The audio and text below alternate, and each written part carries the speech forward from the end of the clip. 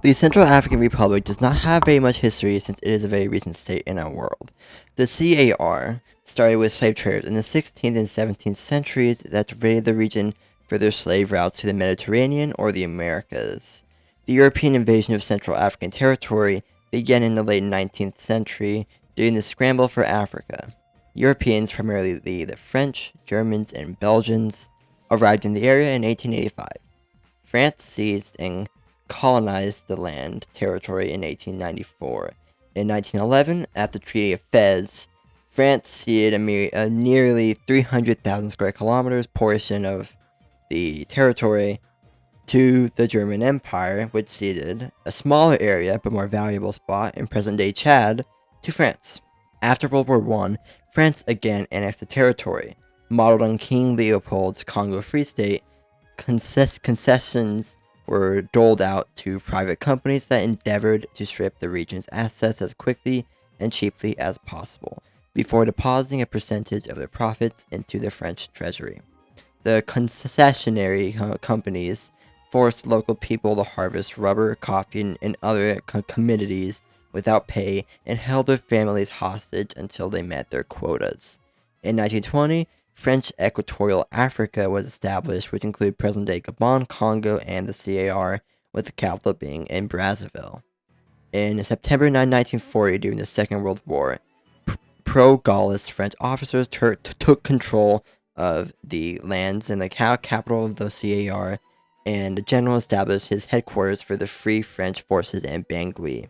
In 1946, a person from Central African Republic themselves was elected with 9,000 votes to the French National Assembly, becoming the first representative of the French political system from the CAR. That president maintained a political stance against racism and the colonial regime, but gradually became disheartened with the French political system and returned to the Central African Republic to establish the movement for the social evolution of Black Africa in 1950. In the Territorial Assembly election in 1957, the movement captured 347,000 out of a total of 556,000 votes and won every legislative seat, which led to Boganda being elected president of the Grand Council of French Equatorial Africa and vice president of the Government Council.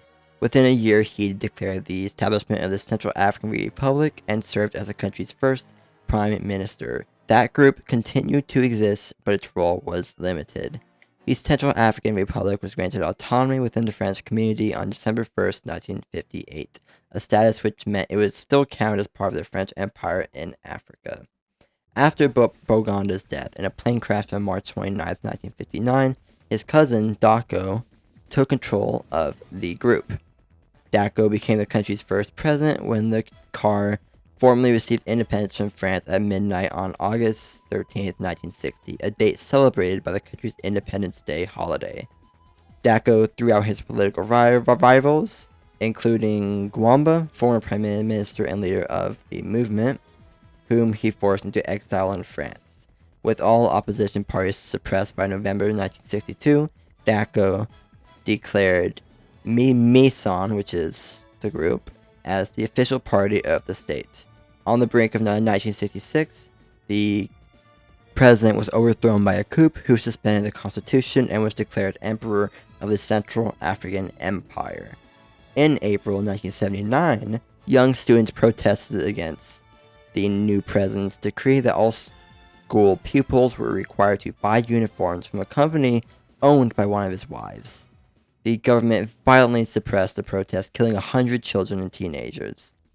The president might have been personally involved in some of the killings, but in September 1979, France overthrew the president and restored the power to Dako, subsequently restoring the official name of the country and the original government to the Central African Republic.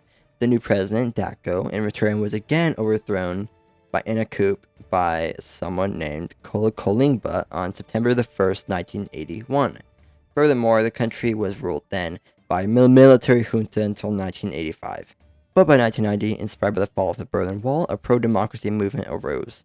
Pressure from the United States, France, and from a group of locally represented countries and agencies called G4 France, the US, Germany, France, the EU, the World Bank, and the UN finally led Colingba to agree in principle to hold free elections on October 1992 with help from the UN Office of Electoral Affairs.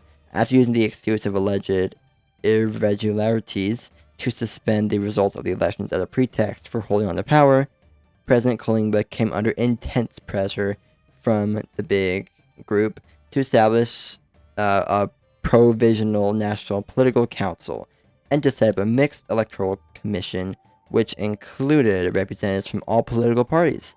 Since then, more presidents have came and gone by, and each suspended the constitution and led to several civil wars, like in 2004 with the Central African Republic Bush War. But nowadays, the country is under immense pressure still, and is ruled by several armed groups, and is one of the poorest countries in the entire world.